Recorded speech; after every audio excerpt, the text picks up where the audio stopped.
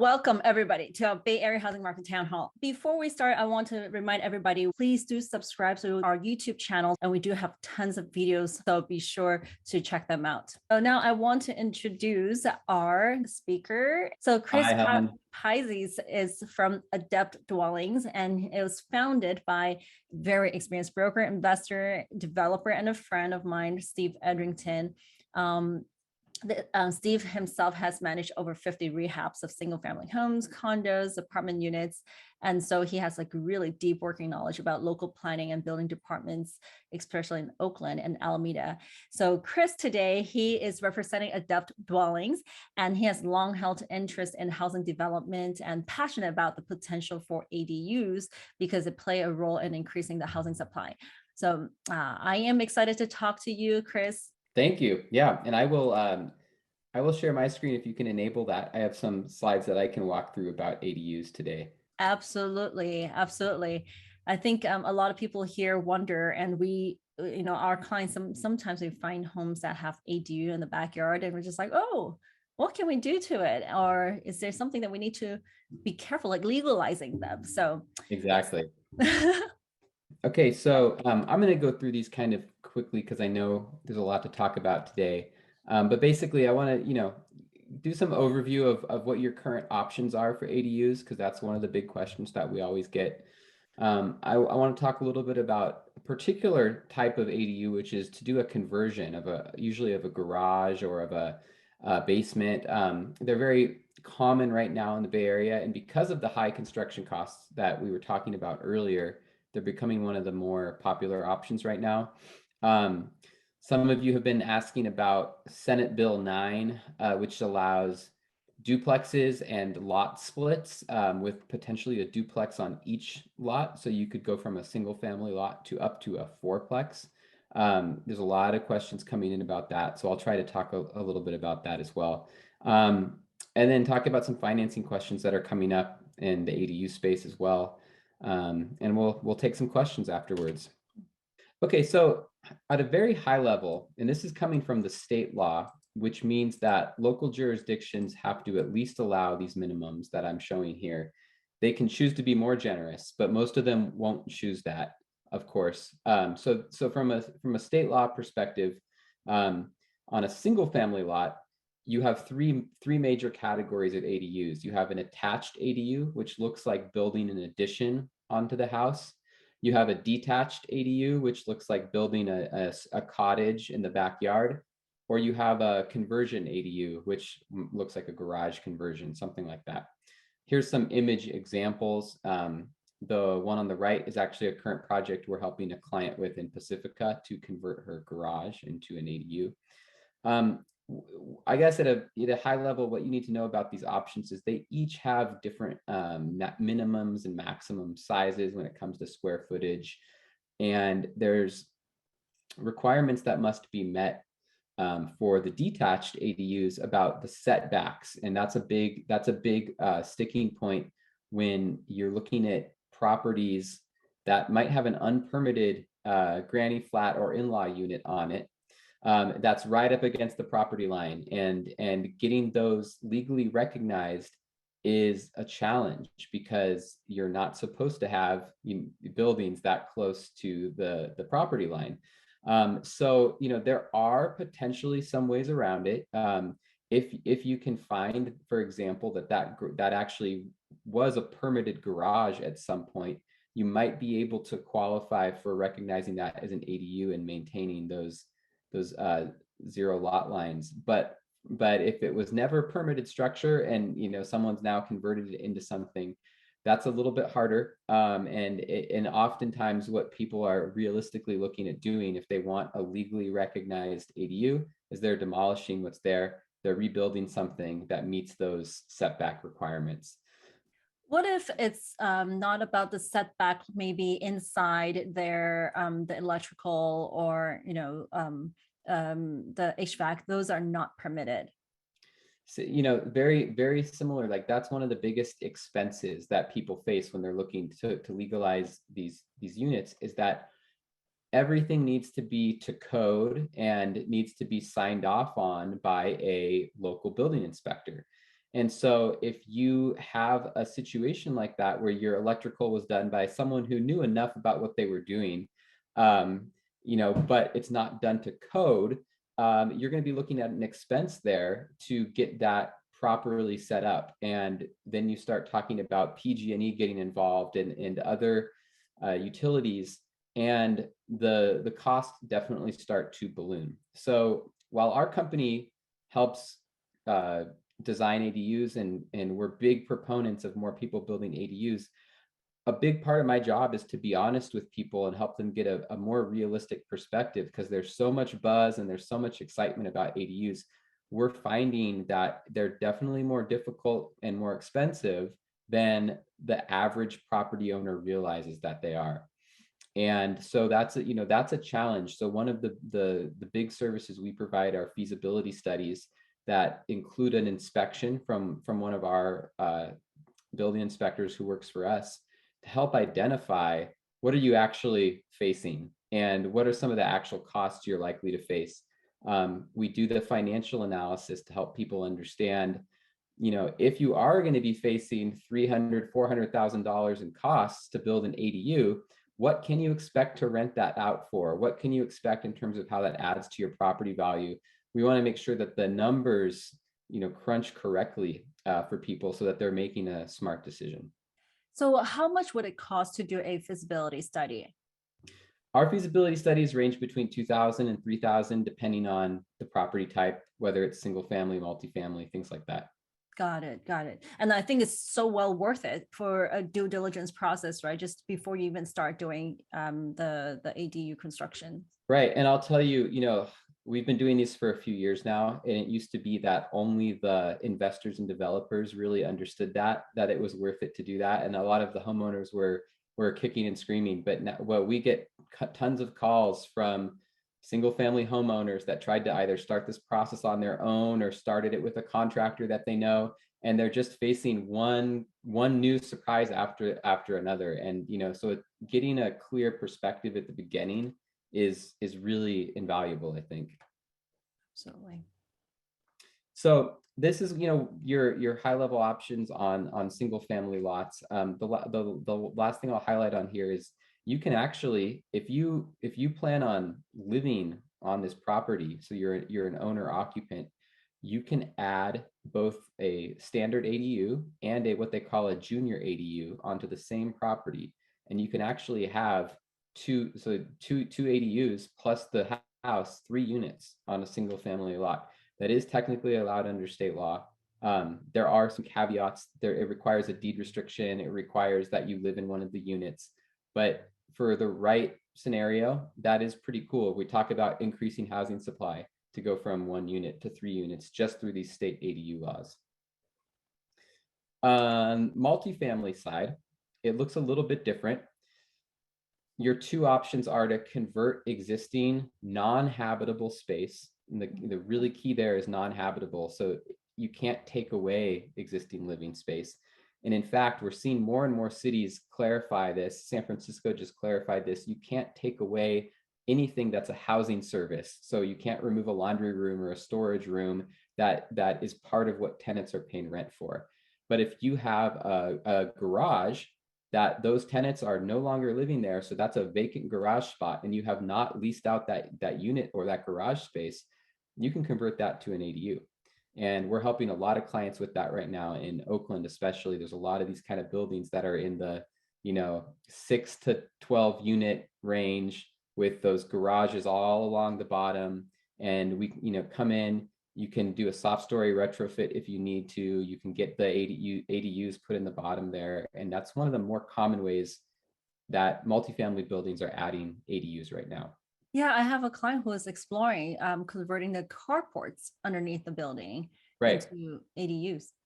Exactly. Now there's some design limitations with that, because you usually only have one wall that can have windows on it, maybe more if you're lucky.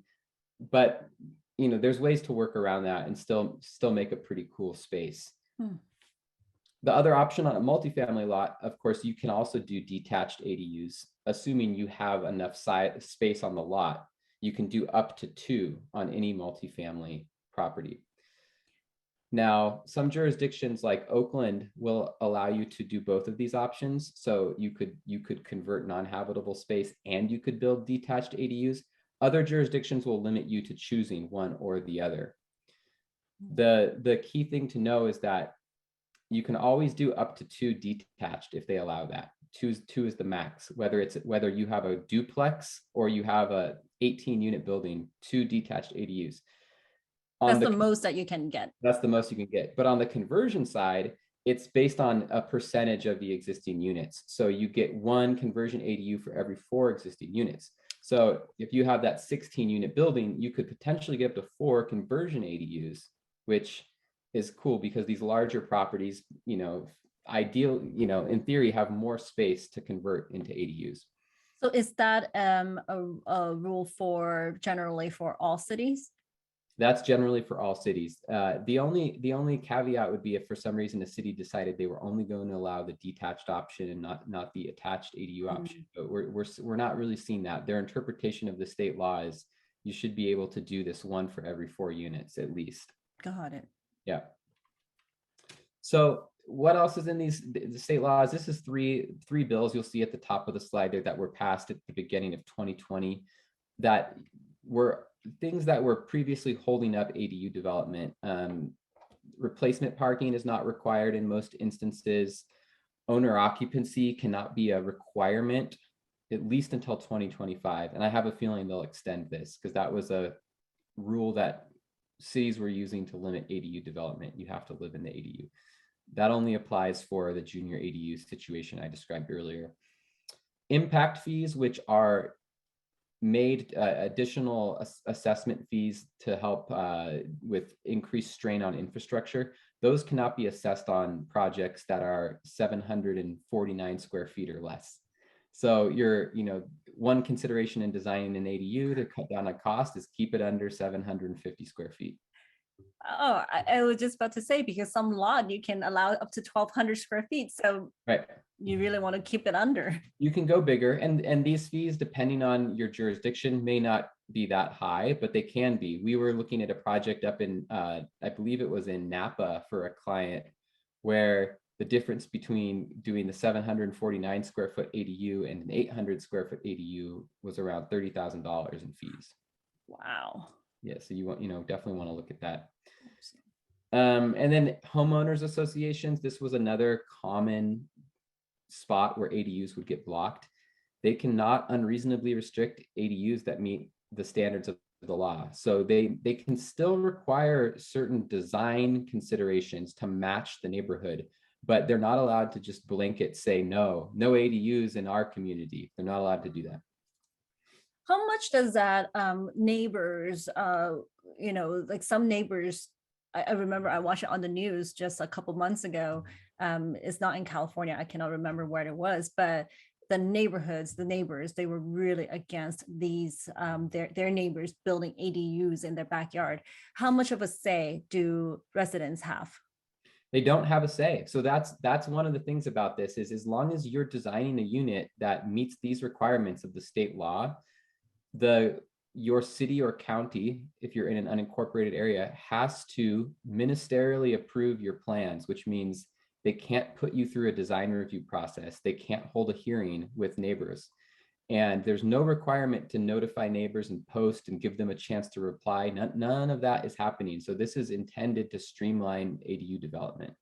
Oh, that's great to hear, because we did have an instance where our client is looking for single family that within a community that has a HOA, and actually it was recorded CCNRs and said that you are not allowed to build an ADU, but that CCNR obviously is like from decades ago.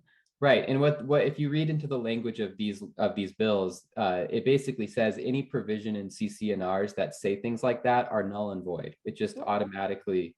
So it's very interesting, but to see that. But yeah, the biggest problem with neighbors that you'll run into is if you have one of those unpermitted units, because then they have recourse. Then they can report you to the city. Then you can get a notice of violation and be forced to deal with it.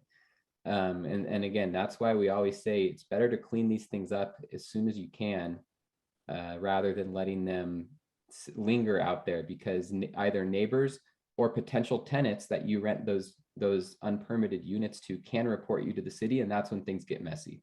Absolutely. That's why you have to be nice to your neighbors. That's right. So conversions and legalizations, this is an example of the project we're working on in Pacifica, converting that garage. This is an area where if you're starting with an existing structure, and Helen, you showed a picture earlier of your project, it looks like a garage. If you're starting with an existing structure, you have some walls, some windows already in place. Listen, the construction costs are still expensive. The materials and labor, especially in the Bay Area, are very high right now. But you are saving some cost when compared to building something brand new from the ground up. And so this is an option that we're seeing more people interested in. The other reason why more people are interested in this in the Bay Area is we're already pretty densely populated.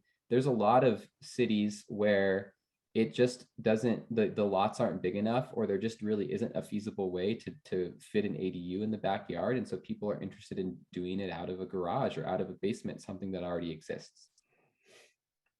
But then in order to convert the garage, they need to have enough parking space, off-street parking space, correct? No, actually. So again, part of the new ADU laws is you're not required to provide replacement parking when you're doing something like a garage conversion. The idea behind that is and the qualifier for that is that you're within a half mile of a public transit stop, which could just be a bus stop. So when we do feasibility studies for clients, we get on Google Maps, we take a look at their property, we look around for where the nearest bus stop is. And if you can get there within a half mile, you're actually okay from needing to provide replacement parking. Oh, great. Yeah. Now, in reality, that might be a unit that rents for less if it doesn't include a parking spot. And people just need to know about that. That is a consideration to have, obviously, if you're thinking about marketing a unit. Obviously, one with parking, especially if you're talking about a crowded city, is going to be more desirable. So when you talk about conversions, these are the nitty-gritty items that often people don't really fully think about. And this is where the costs really come into play. So whether you have an unpermitted unit or you have a garage that you want to convert, you need to look at the ceiling height. Is it going to meet the minimum requirements, which is either 7 feet for a single family residential or 7.5 feet for multifamily? You need to look at things like drainage and waterproofing. If you got a concrete slab in your garage, what's it like underneath? Is the water going to seep through? If you're building into a hillside in a basement, making sure all of that's handled, the right drainage, correct entry and exit to meet fire code, correct windows, which also are part of fire code, but also very important for natural light, ventilation, and then utilities. A lot of times we see older buildings that just don't have the adequate electrical capacity to support another unit according to building code. And so people are having to look at increasing their electrical service through PG&E, which can be a big timeline increaser and a big cost driver. Maybe having to replace the electrical panel or their add an additional meter. So these are some of the big things that start to increase cost. And plumbing and sewer lateral can also be part of that cost increase too if you're building a new ADU. So doing this proper upfront assessment of your lot and where you want to put the ADU and what all these cost drivers are is really important for folks to get an accurate picture upfront. And then, again, talking about legalizing units, the definition of a illegal unit is basically one without the proper certificate of occupancy. This is the thing you want as a certificate of occupancy. So always check for this. If you're out considering a property that you want to buy and you think that the ADU on it might not be permitted, you can check public records or your agent can help you with this. Check those public records, see what's available. Not every city will have a physical certificate of occupancy. They might say that a final signed off building permit for an accessory dwelling unit or whatever it might have been called at the time is adequate, but you at least want that. So, permit records are very important to look at, and it's something that we look at with all our feasibility studies. Yeah, we have a situation where we could not find the permit online at the city site, and also it used to be part of the county, so we couldn't find it anywhere. But on the preliminary title report, they had a recorded document that talked about the ADU on the property. Yeah, and that title reports are helpful for also triangulating information. And I wouldn't fully rely on it, because sometimes people can make mistakes. And so I think that, in COVID, it's been a little bit harder to do this, but we used to be able to go to the city or county and look at and request to see the records, with the property owner's approval. And you'd get the microfiche or whatever system they have for keeping their old records, and you could look through them, and often you could find them. And now, hopefully, with things opening up, that process will speed up again, because during this whole last couple of years, we've had to submit these requests over email and then wait months for someone to write back with an attachment and things like that. But sometimes that's not realistic when you're talking about the timelines of closing on a property, especially when it's competitive and everyone's outbidding each other. So we understand that these are all challenges of the environment. But this is just part of what good due diligence is, whether it's before or after you buy the property. If before you rent it out, for sure, you want to make sure that you have these things in place. Absolutely. Rent control and just cause for eviction protections may or may not apply to you depending on what city you're talking about, but these are becoming increasingly popular in the Bay Area.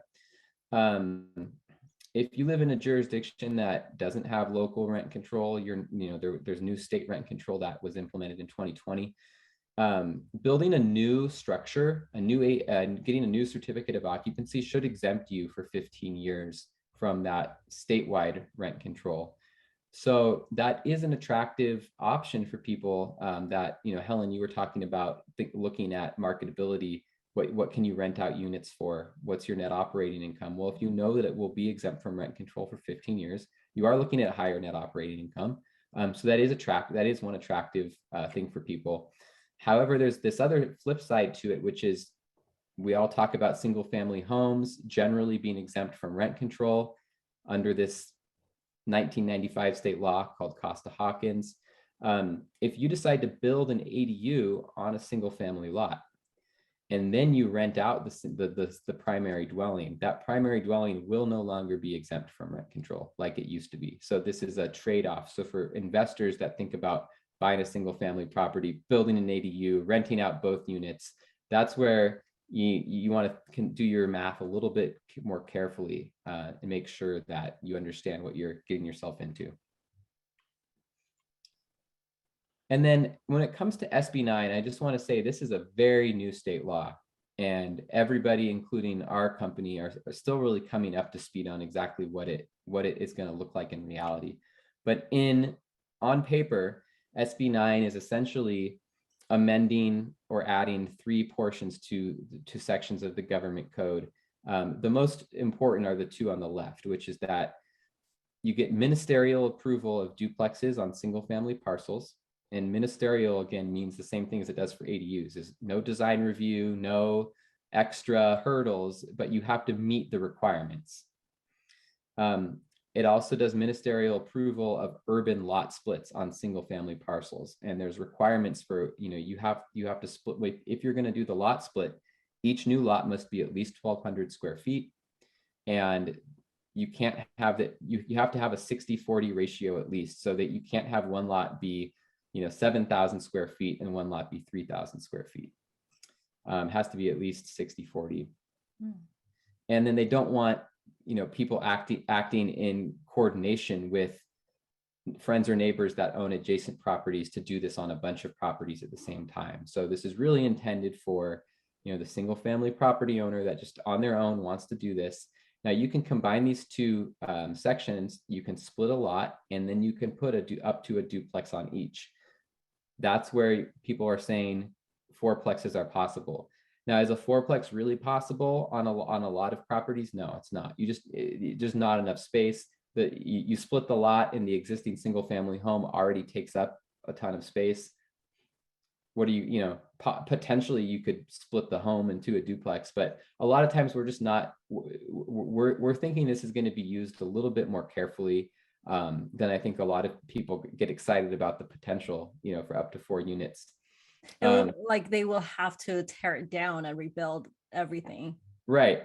And also this is expensive. So, the difference, right? The biggest difference to me between going the ADU route or the SB9 route right now is that at least ADUs have been on the books for a few years now, and the local jurisdictions have had to adopt these rules.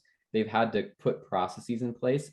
SB9, they really are, they have to start complying as of January 1st, but they're really struggling to put enough information out there. So anybody who tries to do one of these projects right now, just expect to spend more money on consulting, on architecture, and going back and forth with the city to get clarification on points that have not yet been made super clear. Here's some examples of what you can do theoretically under SB9. You can do you could just use the duplex provision and just create a duplex on a single family lot. You can add a new unit to a lot with an existing single family home, and then you can do the lot split with up to 2 on each. And potentially, you can do a lot split with a new duplex on the new lot and an ADU on the first lot. There's all these different combinations of things that you can potentially do. But again, we need to see, we've yet to see exactly how each city is going to provide for this. But this, the one that with the junior ADU, you have to have that, you're building on the existing property. Yeah, the ADUs would have to be on the existing property, right? So it will be hard unless your property somehow is just at the corner of this big lot. Right, yeah. And we're already seeing some places like Oakland coming out right away and saying, if you're going to do a lot split under SB9, you can't have both an ADU and a junior ADU on the other side. You have to only have one ADU. So we're already seeing some people provide clarification on that. Got it. We do have a few questions. Is this a good time to ask some of these questions? Let's do it. Yeah, let's jump into some questions. Sure. I mean, real quick is that Lindsay want to know if you will be able to share these slides with us. Yeah, I will show you a slide at the end with a link where you can get them. Awesome. And Paul asked, do ADU need to be rented out after they are built? If so, when and how many months per year? They do not need to be rented out. And in fact, a lot of people build ADUs for family members to live in or just to have available as extra housing.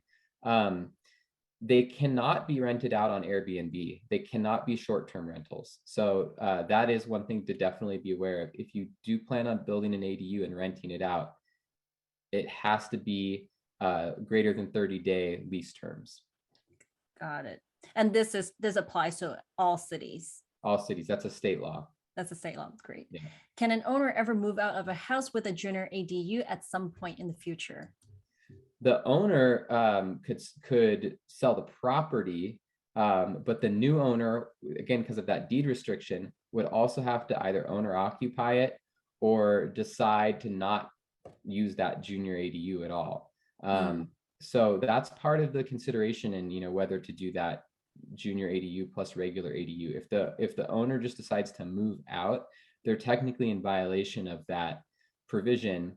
The question is, how is that really going to be enforced? And no one really knows yet. Got it. And Dan want to ask, where would be the best place to start to confirm local ADU fees and code consideration, local or state government? So on the code side, most of it is done from the California Building Code or either the California Residential Code, depending on what type of property you have. Some cities obviously have their own amendments to those codes. But I think the real thing is the costs, and this is hard to find out because not a lot of cities list a very detailed fee schedule on their website or provide those kinds of numbers. We generally tell our clients they can expect to spend about 7% of the construction cost in permit fees. So that's a rough estimate, and it could be less in some places and more in other places. But I think that generally that gives people a pretty good idea of what they could expect to pay for all the permits and fees. And would this, for Dan's question, would it be a good thing for him to, let's say, approach your company to do a feasibility study? The feasibility study that we provide definitely can give people an estimate of that. If you're looking for a more specific answer for your particular jurisdiction, I would recommend contacting the building department. Usually if you go to the building department's websites, there's some general information email address that you can find. Response times might be a little slow right now, but you can pose those questions and generally they will get back to you with some answers. Great. And Susanna asks, are the rules to finish a basement as an ADU the same as if you're to convert a garage into ADU? Do you have to have a separate access to the basement and able to call it an ADU? Yes, you do. You have to have a separate exterior access. And so commonly this is done on properties that are on a hillside and they're and part of the wall is exposed. And so you can have that exterior access. If you have what I call a good Midwestern true basement where it's enclosed on all four sides, I guess what you'd have to do is create a staircase. You'd have to create an extra carve out and a whole entrance thing. And this gets into a ton of other issues around retaining walls and things like that. So right. Those can be kind of complicated, but in the Bay Area, a lot of times properties that do have basements are more of the, they're on a slope already. And so sometimes there's solutions to creating that exterior entrance. And you need to have the ingress and egress, right? You Right. have to have two exits. Two exits. And, again, one of those exits can be a window, but then you need to make sure that window's of adequate size and that Right. it's not too far from the floor. Right. Absolutely. And Paul has asked, based on I think SB9, can one parcel be sold separately from the other after a lot split? Yeah, and that's definitely one of the big advantages to SB9 is then, you have two completely separate parcels. They can be sold separately, unlike an ADU where you're not able to sell that ADU separately. You're selling a single family home with an ADU on it. Mm. And Celine asked this question, does a pool house with a bathroom count as an ADU? If there are two ADUs on one lot in the city that only allows one, does one ADU have to be demolished? So a pool house with a bathroom does not count as an ADU unless it's been permitted as an ADU. And what it would require, the feature that it would require for sure that I did not hear mentioned is a kitchen. So what every ADU needs is a living area, a kitchen, and a bathroom. And the living area, it could be a studio unit where the bedroom and the living area are the same space. But if you have a pool house like that, and we've helped a few clients with this, and you want to make it into an ADU, it would be a conversion ADU project where you would be applying to the city. You're saying, I want to convert my permitted structure that is a pool house into an ADU. And that's how you would go about doing that.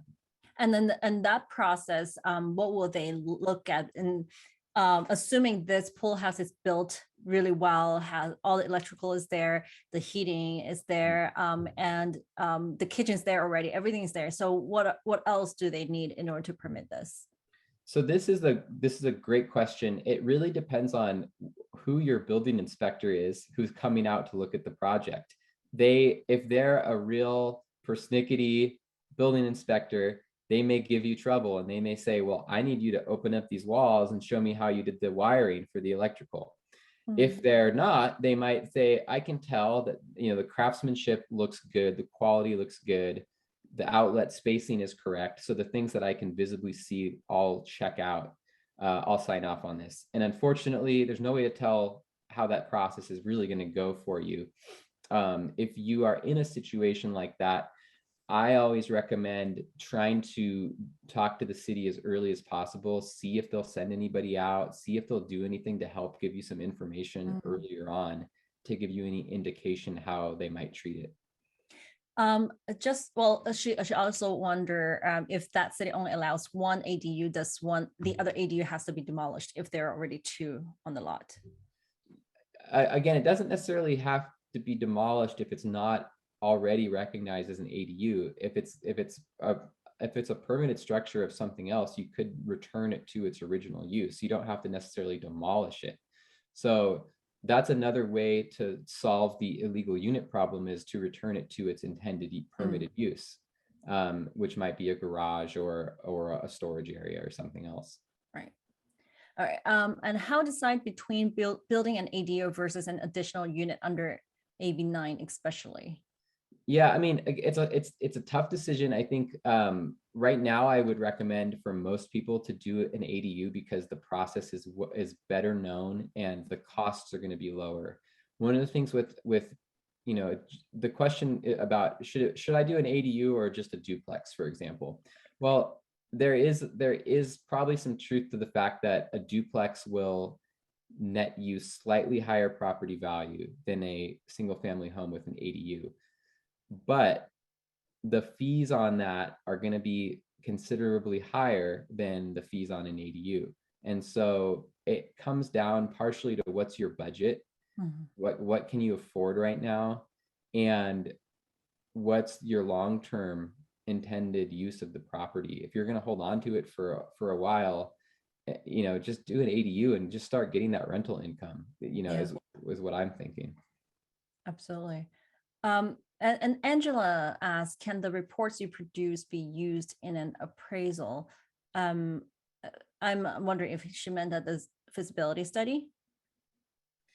I would say that the feasibility study is too early on, I think, to be useful in an appraisal. It's going to help people understand what their potential costs are for, either adding a unit or legalizing a unit. I think I would say it's intended more for the property owner to make a decision on what they want to do. In the transaction process, we've been hired a few times by sellers that are basically trying to show potential buyers that this won't be too difficult of a process to do. And we've also been hired a few times by buyers that are worried, and they say, well, this doesn't look permitted. What am I really looking at? And sometimes they decided to walk away when they realize how much it's gonna take. But we haven't really seen it used in an appraisal standpoint. I don't think it would be detailed enough. And what is the turnaround time for the feasibility study? I know sometimes you mentioned that it really depends on some cities, how quickly they can respond to your question too. Right. I'd say usually it's about 1 to 2 weeks from the time that we do an inspection. Most of the time we're able to figure it out without the records being too important. But when, if there is a very important permit record or other building record that we're waiting on to determine the feasibility, that's when the timelines can get pushed out based on how long the cities are taking. Great, thank you. Wow, that was perfect timing. And then thank you so much, guys, for all these amazing, great questions.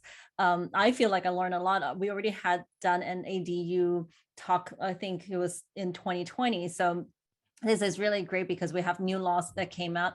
Angela Young, you want to ask about his contact information.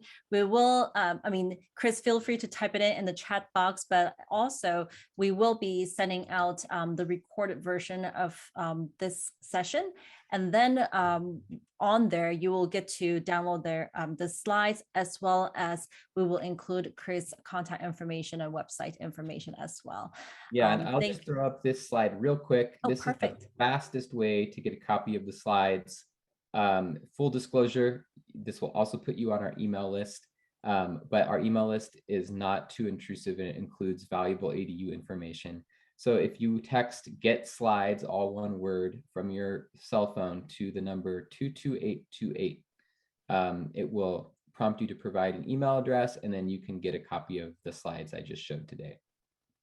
This is great. Easy to do. Thank you so much, Chris. Really, I really appreciate all the information. I might have to hit you up afterwards to ask you more questions later on. And again, I thank you so much for everybody for your great thoughts and also positive thoughts for my family. And it's been amazing sharing all this education and information with you guys. And I hope that I'll continue to see you guys next month. And it's every second Wednesday of the month from 4 p.m. to 5:15 p.m. And feel free to send me some of your questions ahead of time so that I can share with the speaker and to make sure that they get answered. And again, thank you again. I'll see you guys soon. Bye.